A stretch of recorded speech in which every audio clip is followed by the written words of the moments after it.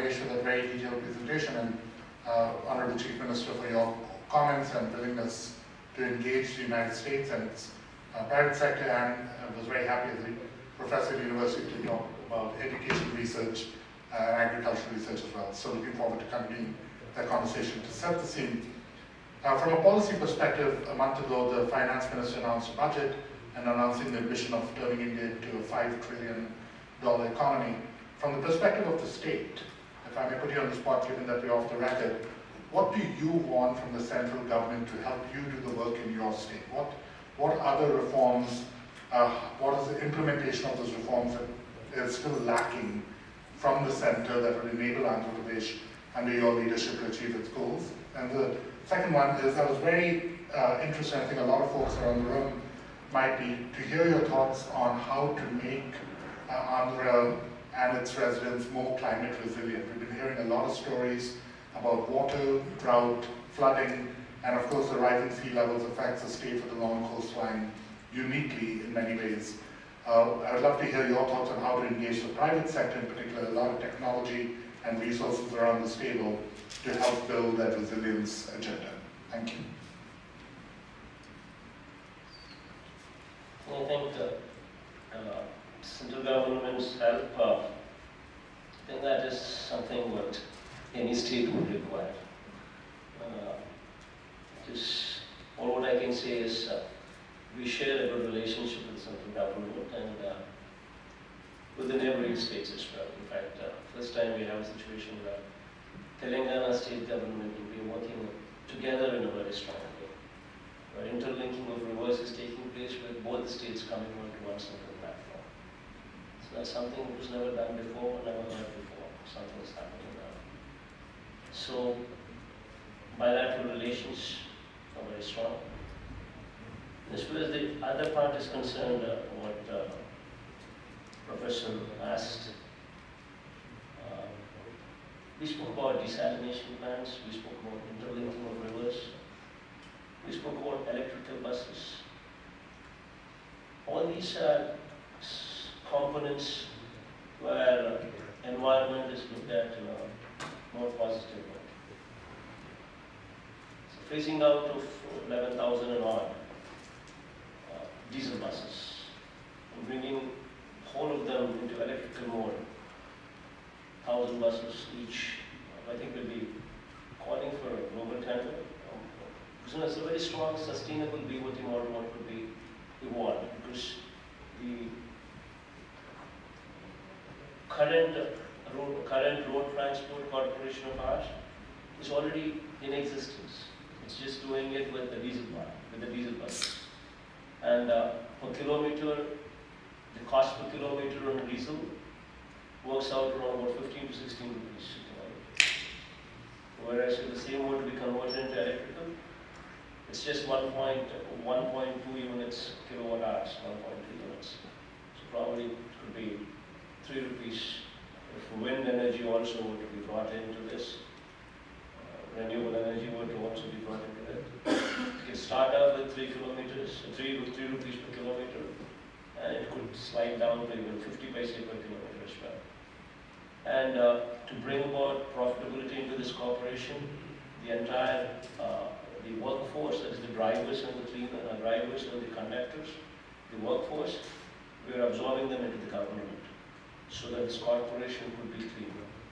So this corporation may not be bothered about the recurring expenditure, what would entail from the drivers and the conductors part of it. So by and large, this corporation now will become a very sustainable, strong financial model, which will help any big investment to come in a very big way. So this is a positive step towards cleaning up of the environment. So by and large, we also want to bring about environment-friendly policies.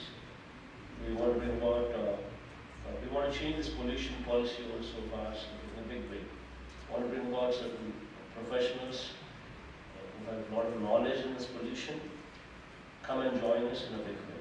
So that, the moment I is, I just asked someone in the government handling pharma part of it, as to what the numbers officially were and what the numbers unofficially were. The toxic waste officially recorded is 30,000 tons. The unofficial records speak about 1 lakh tons. So the balance of 70,000 tons is either going into the sea or it's being burned into the air. So I just want to, so we decided that we need to bring in certain professionals into this who have a lot of knowledge as to what they're talking about, especially in pollution. So we want to take care, we want to handle the entire procurement of waste so that it could be handled properly. These are the few things what we would be going down the line. So I think by and large we want to promote environment. Thank you very much.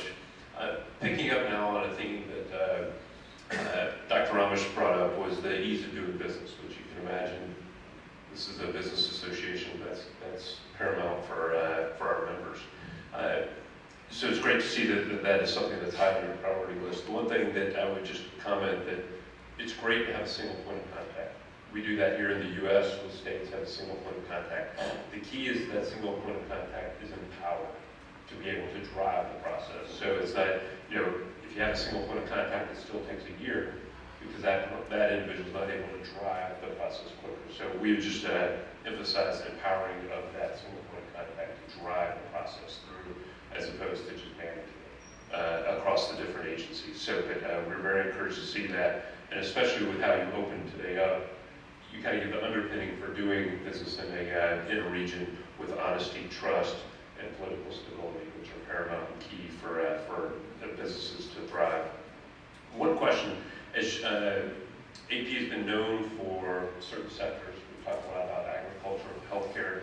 What are the new sectors, or the emerging sectors that you would like to encourage the business community, whether it be space, whether it be something in technology?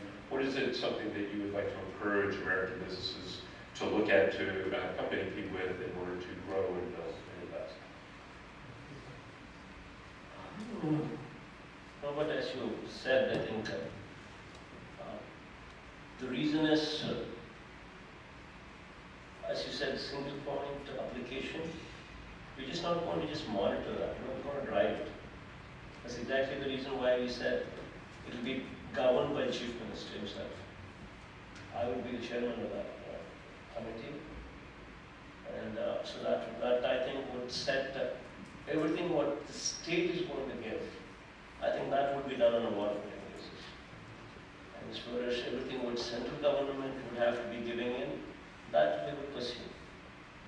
And I think central government is also very proactive, and hopefully things will go off very smoothly. But not many of them require central government's permission in that type of way. So permissions by and large would be very speedy, and land and power and water, these are the things what would also be very, very, we will provide them. So I think absolutely no problems with that. And coming to emerging sectors, where I just listed out quite a few of them. Have strong sea coast, what could be used, whichever way we want. Anything you want to export, we're there. Desalination plant, I just spoke about. Metros, we just spoke about. And BOT models, all these things can be taken up. Ports, we just spoke about. And then internal waterways. We have Buckingham Canal, what could be revived, which would straight away connect the entire coast from north to Chennai, including goes all the way to Chennai. So the ferrying cost is of course much cheaper than taking anything on the road and taking anything through the rail. Ferrying cost is much cheaper, so that would be a phenomenally big project. Could set a change. Just about electrical buses, and I said corporation. The bus corporation is very strong after removal of these employees from that part, and diesel versus electricity, we just spoke about. And agricultural research, bringing in good universities, food processing, improving the quality of our aqua and agricultural products. You know, something like what people like, anything where agriculture could be harnessed properly. We are the place. Okay, we'll open it up now for a few questions from our members. I believe we'll start off with Jacobs and Amir F. Takari, who heads up international development for Jacobs. Thank you, Robert. Thank you, Your Excellency. I very much enjoyed the presentation this afternoon. I'm with Jacobs. We are one of the world's largest engineering firms and professional services firms. We have quite a lot of work in India, particularly with the Capital City project, where Jacobs was the program manager. My question to you today is, what's your vision for the Capital City project? Do you still see smart cities as an integral part of the development and future of AP going forward? Thank you. Basically, smart cities is something they're the future. See, ultimately, all the important cities would have to be turned smart. So that would be a priority. Vizag is one such place what is high on the priority.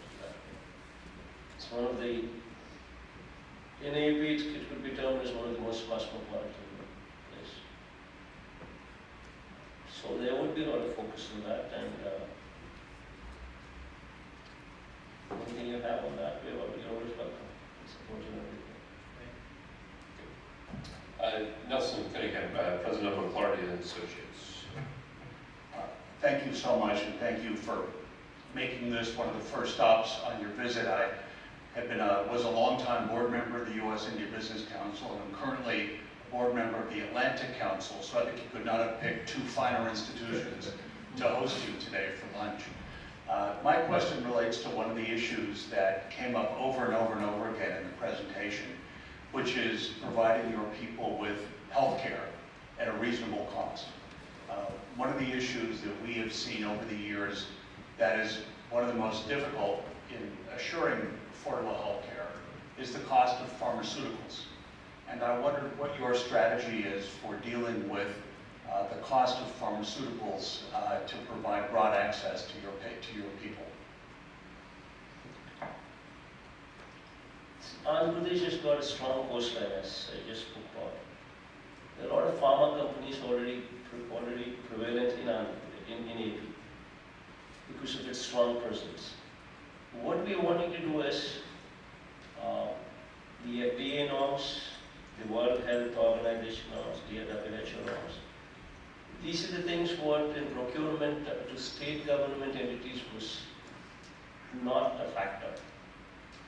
But now, after we have come into power, in fact, just coincidentally, just a couple of days we had a review meeting with the health department, and in that department, just a couple of days ago, we decided that henceforth procurement norms should be at least WHO. This is something what we have also taken into consideration, because until the quality of the medicine given, until it is improved, and where until it is improved, it doesn't yield good results. That's one of the very, very important points we also understand, and we're doing it in a big way. In this process of doing whatever we have in mind, I think it's going to be one of the most talked about model what we contemplated. If this goes well, this entire country would actually look up to us. We're wanting to ensure that anything what is above 1,000 rupees is covered. So for that, we're making sure that the number of diseases what come under the insurance policy, that they're increased. The national policy speaks about around 900 odd diseases. We wanted to take it up to 2,000. And then we wanted to improve the quality of our domestic internal hospitals. So every hospital, we want to revamp them in a very big way, so that every hospital is to the standards, to the rest of the Indian standards what we have. We want to upgrade every hospital to that level. So we wanted to bring about all these changes. So hopefully in the next 3 years, thankfully with God's grace, hopefully we would like to see some changes going on. Right, so, okay, being cognizant of time, Chief Minister, what we'd like to do, we've got 3 quick questions. I've got 3 cards up. If you'll name, company, quick question, we'll give them all 3 together, let you react to them, and then we'll make sure we're on time. Okay, does that sound good? So, ma'am, just wanted to ask whether Andhra Pradesh would be open to for financing of infrastructure, like you mentioned BOT and things like that. Whether you would be open to approaching the international markets for masala bonds. Kerala has successfully done that for financing such infrastructure, and the first and only state to do that. So whether Andhra Pradesh would be looking at those models for financing infrastructure as well. Okay, thank you.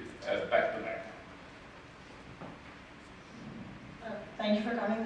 Amana from Vicky. I just had a question about skills development, especially in light of your 75% reservations of in-state employees and how we can help upskill the workforce, especially as India is now trying to attract manufacturing jobs in IT and tech. So is that going to be government-led, or are you going to be working with the private sector? Thank you. Thank you. Steve. Thank you very much. Steve Jacobs, Philip Morris International. Not so much a question as an offer. We used to be a major producer of leaf in Andhra Pradesh, and I was listening to your comments about agrarian reform, and we would very much like to come in and talk to you about our ideas of how we can reform the production and marketing system that would bring greater farmer income and value through good agricultural practices to the farmers in need. Be open to that. We'd like to talk to you about it. Great. Thank you very much, Steve. So we've got one on finance and worker development.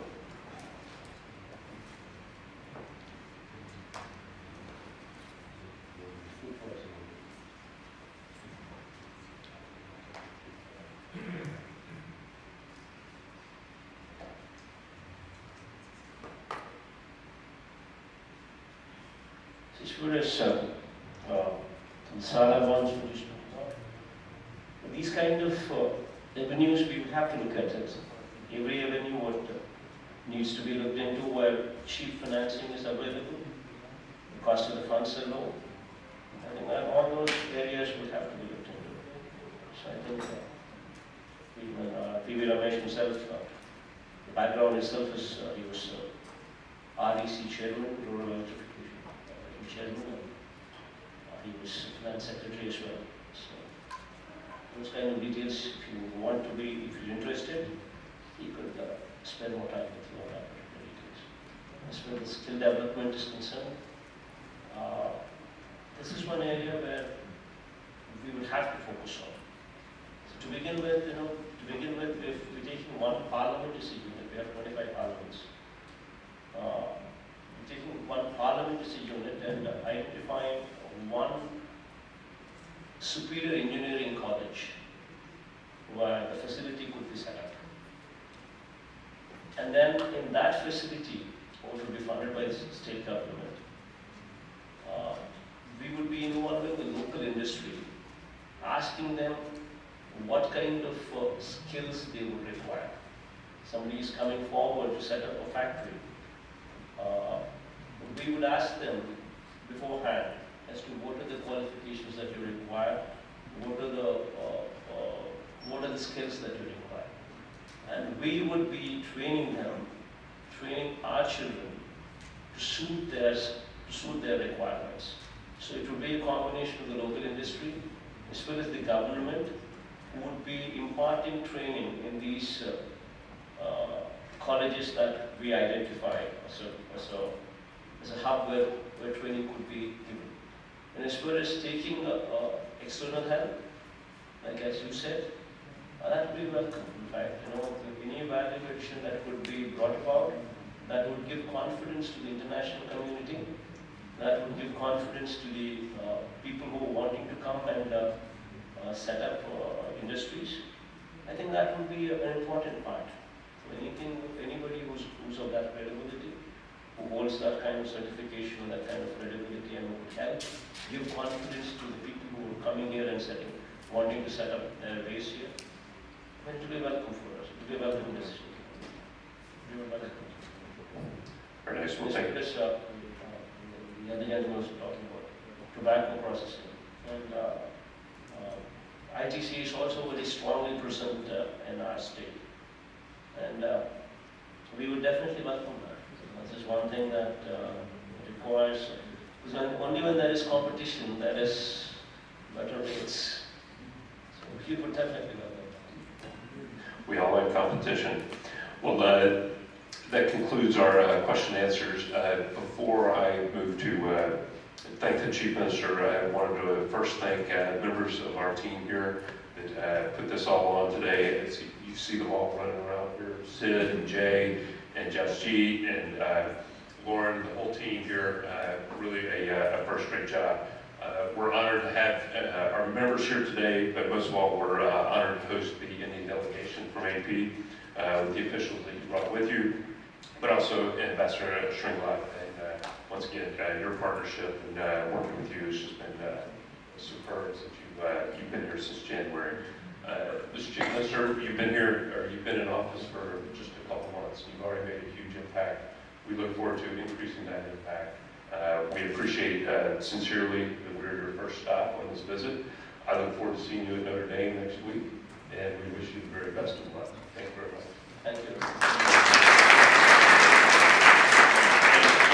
Finally, ladies and gentlemen, security has asked that everyone remain seated while the Honorable Chief Minister exits, and then we'll depart.